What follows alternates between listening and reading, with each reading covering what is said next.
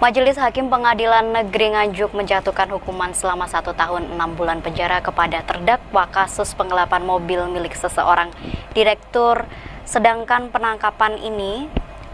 menanggapi hal ini kedua belah pihak masih dipikir-pikir untuk langkah selanjutnya.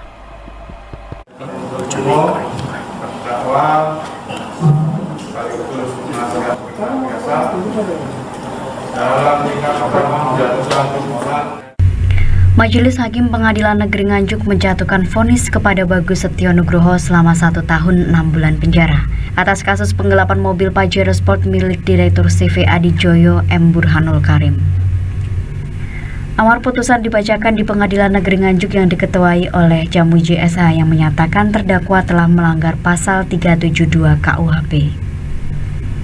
Vonis yang dijatuhkan oleh majelis hakim ini lebih ringan dibandingkan dengan tuntutan jaksa penuntut umum JPU yakni selama 2 tahun penjara. Untuk diketahui, Bagus Setio Nugroho ditetapkan sebagai tersangka oleh Polres Nganjuk sejak 15 Juli 2021. Ia kemudian ditahan di rumah tahanan kelas 2B Nganjuk sejak 13 Desember 2021 hingga saat ini. Berdasarkan laporan kepolisian tanggal 9 Desember 2020, disebutkan kronologi kejadian dugaan penggelapan berawal saat mobil Pajero Sport milik M. Burhanul Karim dipinjam oleh Bagus pada Desember 2019. Saat itu Bagus meminjam mobil selama 2 hari, namun lebih dari setahun ternyata mobil tersebut tak kunjung dikembalikan.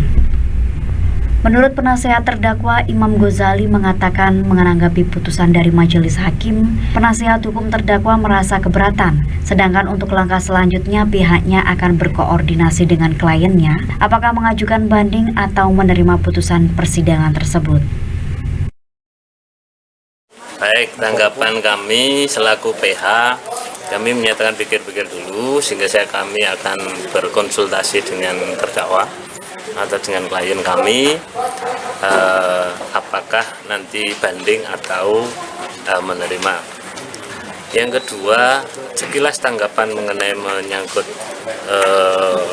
apa yang menjadi pertimbangan hakim, bagi kami kurang atau keberatan kami.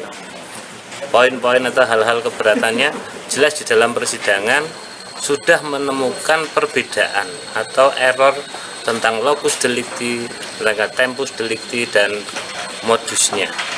Kalau semula dalam pengaduannya kan mobil diserahkan di rumah Karim, tapi yang sesungguhnya atau terungkap di sidang diserahkan di depan lapas. Itu sekilas. Yang kedua, bagi kami, klien kami ini sudah dikriminalisasi sejak awal. Jadi dibuatkan sebuah karangan, dibuatkan sebuah rangkaian cerita untuk dapat menjebak atau dapat menghukum terdakwa atau menghukum klien kami.